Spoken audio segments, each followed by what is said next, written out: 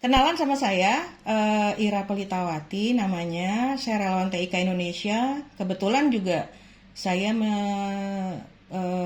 sudah bergelut dalam dunia literasi, nggak hanya digital saja, tapi literasi di Taman Baca Masyarakat, terutama di Kabupaten Bekasi, ke tempat saya berdomisili dan tinggal di sana. Jadi saya di sini tamu, benar-benar tamu gitu. Terima kasih juga sama SMK Wirabakti Denpasar yang sudah mau menerima kami untuk berbagi kepada siswanya. Pak Arya juga teman-teman guru di sana. Terima kasih sekali juga. Salam kenal untuk mereka di sana. Nah, saya juga punya taman baca masyarakat namanya Terasuka. Saya juga punya aktif di komunitas namanya Muara Gembong Kita. Itu lebih ke karena kami posisinya ada di pesisir utara Jawa, jadi bergiat di dalam mangrove gitu. Saya juga kebetulan guru gitu, tapi guru untuk yang namanya sekolah perempuan. Jadi saya fasilitator, salah satu fasilitator ketahanan keluarga dari DP3A, in charge-nya outputnya pada sekolah perempuan gitu. Boleh kepoin status saya di Ira Yusuf pakai P ya, nggak pakai F gitu. Silahkan. Nah, kita ngobrolin dulu apa sih mantra dari hoax ini sebenarnya maksudnya apa sih gitu ya. Hoax itu adalah berasal dari kata mantra penyihir yang zaman dulu yaitu Hogus Focus. Kalau suka nonton Harry Potter tuh pasti tahu deh yang namanya Hogus Focus, mantra-mantra seperti ini yang berasal dari bahasa Latin hoc est corpus, yang bertujuan untuk memperdaya orang lain dengan kata-kata mereka yang ternyata bohong belaka. Nah, dari Oxford English Dictionary, hoax didefinisikan sebagai malicious deception atau kebohongan yang dibuat dengan tujuan-tujuan kejahatan. Hoax adalah sebuah kebohongan atau informasi sesat yang sengaja disamarkan atau terlihat benar, tampilannya benar, kayaknya yang paling benar aja gitu, dan biasanya memainkan emosi masyarakat. Nah, kadang-kadang kita kalau dikasih berita yang titelnya rada bombastis atau titelnya tuh to be truth atau kayak merasa paling benar sendiri, itu biasanya cenderung lebih ke hoax gitu. Karena apa, judulnya, kalau subtitlenya tuh atas judulnya tuh kayaknya beda sama isi yang ada di dalam berita misalnya seperti itu. Oke, kayaknya ini saya juga lagi mati. Nah, aduh, bentar. Kendalanya ini lagi. Sebentar. Nah, oke. Kita ngomongin data dan literasi di Indonesia. Populasi Indonesia tahun 2019 ini menurut BPS adalah 266, hampir 2,267. Mungkin di tahun 2021 ini ada penaikan sekitar 270 juta jiwa. Jadi dari segitu ada sekitar 171 juta jiwa itu yang menggunakan internet. Ini rilis APJI 2018-2019. Bayangin aja pengguna internet ketika pandemi seperti ini, kita masuk dari mulai 2020 sampai 2021. Pastilah persentasenya sekitar 80 pengguna, 80 sampai 90 pengguna internet di Indonesia. Kemudian ada 196,7 juta jiwa pengguna internet menurut rilis ini tadi 2019-2020. Jadi ada kenaikan 8,9%. Dari sini saja itu belum yang 2001, bisa jadi ada 10% kenaikan yang dari 2018 sampai memasuki 2021. Nah, bagaimana minat baca masyarakat Indonesia? Menurut studi UNESCO tahun 2016, dari 1.000 orang hanya 1 yang rajin baca. Wah, gawat nih kalau kayak gini. Nah, gimana sih kondisi Indonesia sebenarnya minat bacanya? Rendah banget kan berarti gitu. Ada penurunan minat baca. Media sosial masih jadi sumber utama untuk mendapatkan informasi ini. Sebarang berita bohongnya aja. Kira-kira bagaimana sih kita mengakses informasi itu? Nah, dari media sosial kita mengkonsumsi informasi itu sekitar 76%. Dari televisi sendiri itu 59,5%. Dari berita online itu 25,2%. Situs pemerintah sendiri 14%, media cetak sendiri 9%. Kemudian ada sumber informasi mana yang lebih kamu percaya? Ada televisi menyumbang 49,5, media sosial 20,3, situs pemerintahan juga 15,3, ada berita online juga yang 7%, dan berita cetak sendiri paling rendah 4%. Nah, terus kemudian urutan media penyebaran informasi palsunya ini di mana aja ya gitu. Oh, ternyata WhatsApp. Nah, ini nih. Berjejaring dalam WhatsApp atau lebih ranah pribadi. Karena kalau WhatsApp itu biasanya lebih ke pribadi privat lah. Nggak semua orang juga bisa gitu. Nah, mengakses. Di WhatsApp ini menyumbang rata-rata konsumsi hoax itu sekitar 55,2%. Yang kedua, Facebook itu 27%, kemudian YouTube itu 4,7%, Instagram 11,9%, lanjut ke Twitter yang paling rendah. Nah, oke. Karakter hoax itu seperti apa? Yang pertama, sumber informasinya nggak jelas. Nggak ada data. Sekarang modenya kan harus ada data, ada fakta. Nah, harus kalau mau ngomongin informasi harus ada data akurat, data yang jelas. Versi siapa? Atau ada kajian ilmu pengetahuannya. Seperti tadi ada data menurut versi siapa gitu. Nah, yang kedua biasanya membangkitkan emosi, bikin gemes, bikin gregetan, bikin kita itu dipengaruhi gitu loh, secara emosi gitu. Yang ketiga, argumen yang kelihatan ilmiah tapi salah gitu. Contoh beberapa informasi kemarin ada informasi tentang vaksin, contohnya COVID, bahwa orang yang setelah disuntik vaksin itu bisa lumpuh seperti itu. Padahal kadang-kadang pasien atau orang-orang yang akan vaksin itu kadang-kadang tidak terus terang bahwa saat dia daftar COVID itu mereka kondisinya mungkin sedang tidak sehat gitu. Jadi perlu data-data kejujuran secara pribadi ketika mengungkapkan bahwa saya sakit, saya ini, saya itu, saya punya ada klausa yang hal-hal yang kayaknya disembunyikan dari pasien itu tadi sebelum mereka vaksin gitu. Nah, ini harus ada hal-hal ilmiah yang menyangkut sebagai argumen untuk menguatkan informasi tersebut. Nah, yang keempat adalah isinya menyembunyikan fakta atau itu tadi seolah-olah benar gitu, paling benar sendiri, padahal buktinya tidak ada, nggak akurat gitu.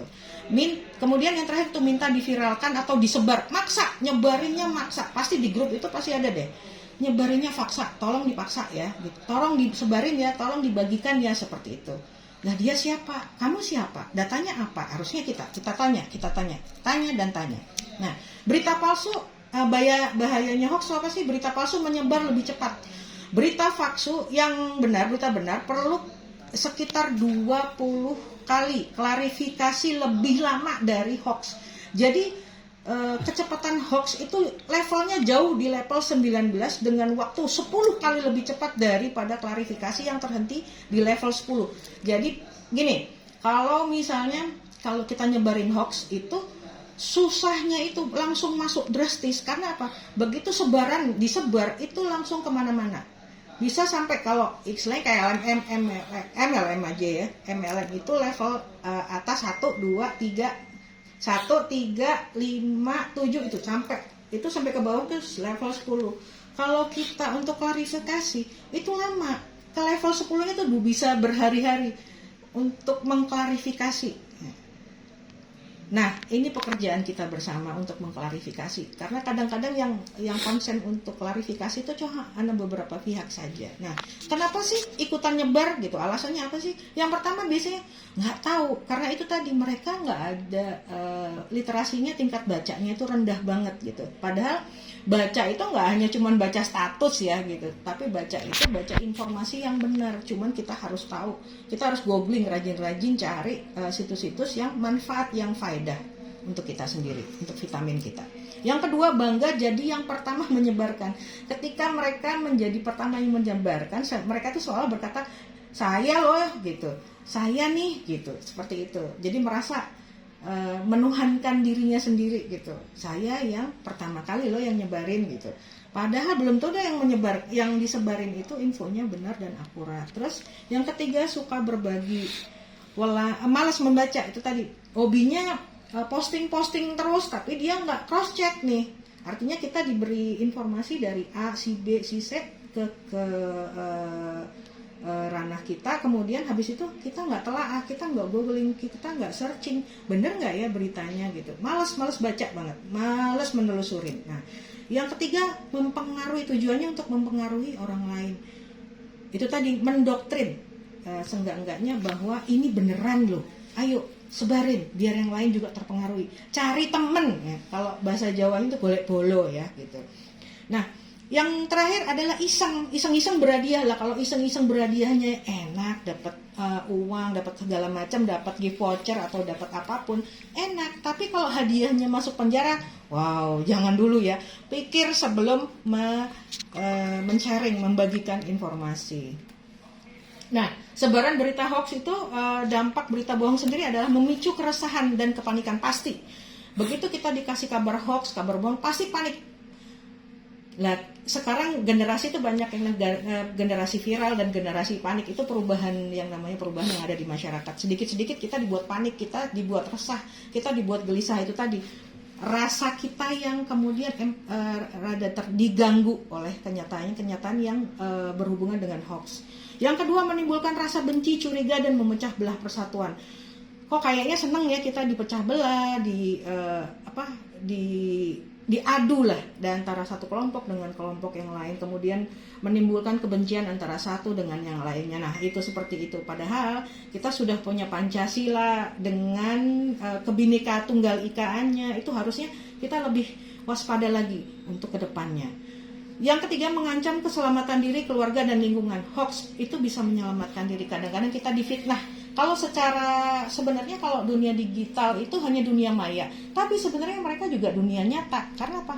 Apapun yang kita lakukan, etika apapun dalam dunia nyata, kita pasti bawa ke dunia nyata.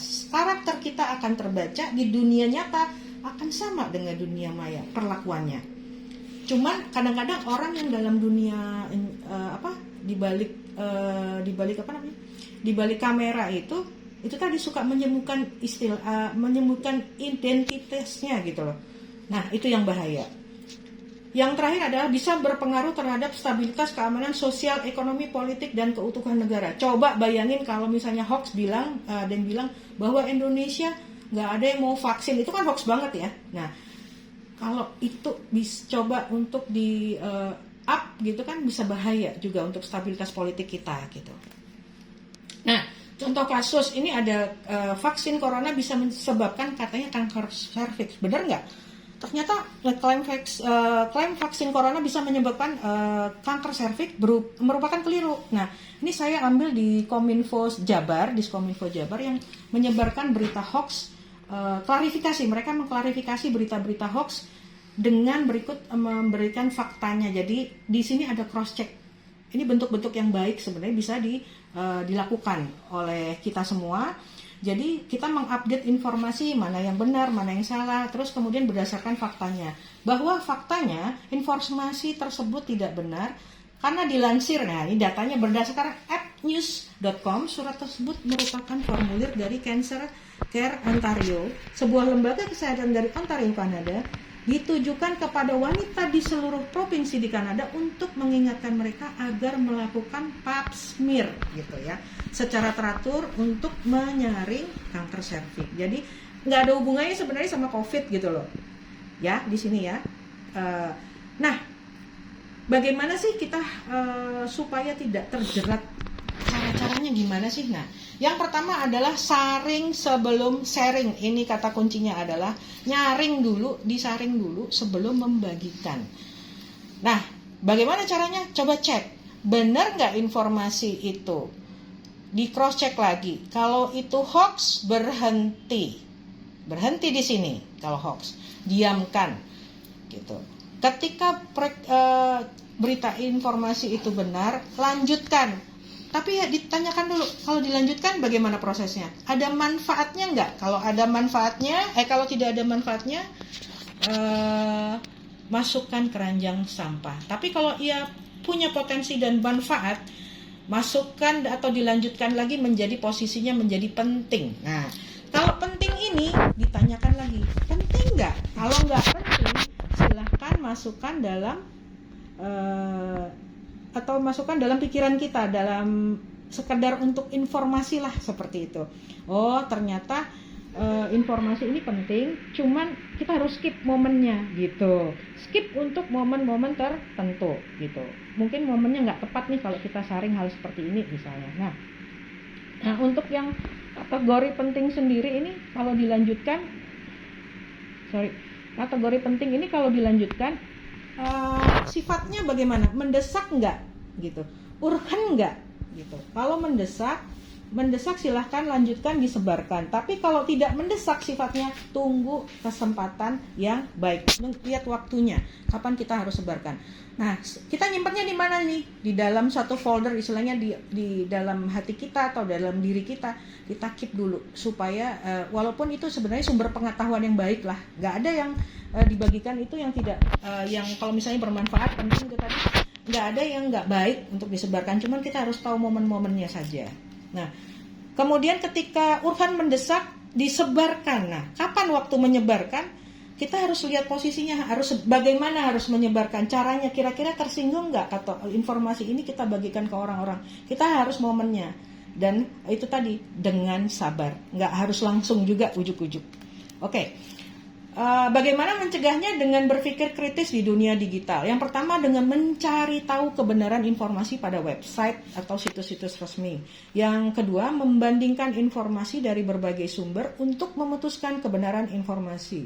Yang ketiga, paham memeriksa identitas penyampai informasi. Nah, misalnya ada teman atau keluarga kita yang bikin nyebarin informasi, ngasih info ke kita. Terus kita harus nanyanya seperti apa ke dia yang ngasih informasi. Benar nggak nih informasinya gitu kan? Udah akurat belum? Udah di cross check belum? Udah dibaca belum? Judulnya sama nggak dengan isinya? Nah, seperti itu. Walaupun dia dekat sama kita, dia orang yang kita percaya, dia sahabat baik kita, alangkah baiknya kalau kita cross check berulang juga yang mereka bagikan ke kita. Kalaupun itu hoax, kita bisa sampaikan mereka dengan cara-cara yang bijaksana, misalnya dengan japri ya, atau inbox gitu, itu salah. Nah, secara DM lah maksudnya gitu, supaya kalau bisa jangan di ranah publik, misalnya di grup, itu hoax gitu. Ada orang yang bisa menerima hal-hal seperti ini, ada orang juga yang tidak, makanya itu dikembalikan ke diri kita sendiri. Yang terakhir adalah paham menentukan penting atau tidaknya sebuah informasi akan disebarluaskan atau tidak. Tadi yang saya utarakan sebelumnya, bahwa kapan sih momennya, pas nggak sih kita berikan atau kita komentari hal-hal seperti itu ya. Nah, kiat warganet bermartabat itu harus bagaimana sih? Yang pertama adalah pahami tipe media sosial. Itu tadi yang saya bilang, kalau yang personal itu lebih ke WhatsApp ya, dan Telegram, karena person to person ya. Berbeda ketika di YouTube, kemudian Facebook, kemudian Instagram, itu lebih publik gitu. Siapa saja bisa. Kalau di WhatsApp memang siapa aja bisa, cuman itu tadi lebih lebih person to person, orang per orang. Terus kayak DM itu juga bisa, DM di chat inbox itu juga salah satu kategori personal. Nah, yang kedua adalah pasang perisai anti hoax sebagai dasar pengetahuan dan mengasah kemampuan. Yang pertama dengan waspadai judul yang provokatif. Yang kedua, cek email situsnya apakah ini benar situsnya, atau nyaru situsnya. Atau nyaru tuh seolah-olah benar padahal nggak benar gitu. Cek kebenaran berita dan captionnya. Nah, itu tadi. Cek, cross check lagi berulang-ulang terus dan terus. Pastikan membaca lebih teliti sebelum berbagi. Yang ketiga, kiatnya adalah pakai etika saat berinteraksi sebagai aturan yang mengikat. Yang pertama, menggunakan salam, ungkapan sebelum memulai dan mengakhiri interaksi.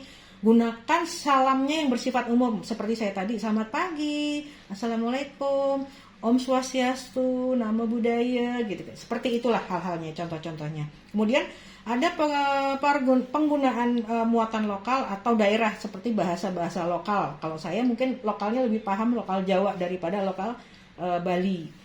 Mungkin teman-teman dari Bali bisa nanti bisa kasih berbagai muatan lokal yang bisa saya upload juga di sini. Nah, yang terakhir, gunakan bahasa sendiri jika sudah akrab. Kadang-kadang kita punya bahasa prokem ya, kalau anak milenial kan gitu, punya bahasa-bahasa yang cuma kalangan tertentu saja yang memahami. Nah, itu bisa digunakan untuk bahasa sendiri. Tapi kondisinya harus konteksnya dalam satu link yang sama, supaya nggak yang lain juga yang nggak bisa bahasa itu kesannya jadi nggak nyinggung perasaan dia gitu. Jangan terkesan kita kayak ngomongin dia lah gitu. Yang kedua, pahami konteks saat berinteraksi, pada siapa komentar ditujukan, apa tujuan komentar kita, kemudian cerdas memahami situasi saat berkomentar. Dikembalikan ke diri sendiri, kira-kira dia tersinggung nggak ya kalau dia lagi susah kemudian saya komentarin hal seperti ini gitu. Kira-kira dia tersinggung nggak ya hal-hal seperti itu kalau kita utarakan gitu. Nah, kita harus cerdas sebagai warganet yang bermartabat. Nah, tadi saya bilang bahwa yang kita bagikan, informasi-informasi yang dibagikan itu bisa menjerat hukum. Karena hukum penyebar hoax sendiri bisa diancam pasal 28 ayat 1 Undang-Undang ITE. Itu coba lihat ya, itu ada 6 tahun atau denda paling banyak 1 miliar. Iseng-iseng boleh, tapi jangan berhadiah jerat hukum atau penjara, kalau bisa begitu. Nah, kesimpulannya adalah jari ABC. Jari A, amati pesannya. Jari B, sampai selesai. Dan jari C adalah cari sumbernya. Referensinya silahkan. Ini ada internetsehat.id, ada literasidigital.id, belajar.ictwatch.id, terus ada relawantik.or.id, ada Mavindo juga. Tapi Mavindo ini bukan singkatan dari Mafia Indonesia ya, Masyarakat Anti Hoax Indonesia.or.id. Jadi bisa ke sini. Saya mau share ini juga beberapa video ya untuk terakhir. Semoga teman-teman kita bisa sharing-sharing setelah itu.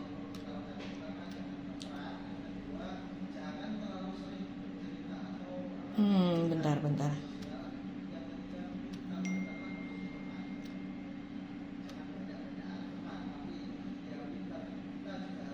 Sharing sedikit soal tadi yang berhubungan dengan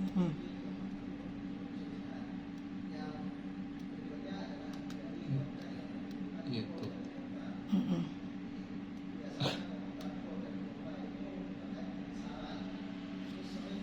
Nah, ini mungkin sering dialami teman-teman.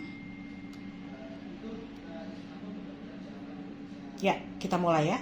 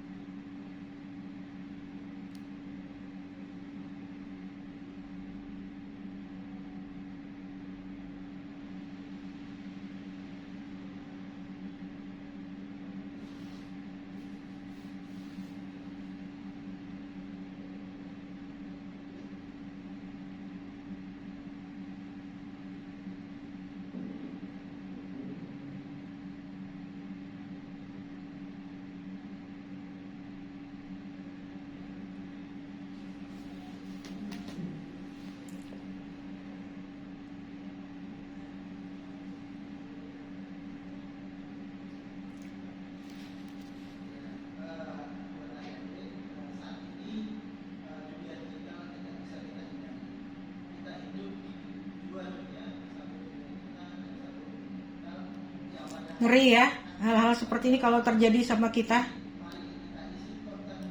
Ah, ya benar. Jadi gini, setelah ini kan sesi berbagi kita. Silahkan raise hand. Kita pakai digital juga. Ada raise hand di situ. Silahkan teman-teman yang mau tanya, berbagi informasi, silahkan.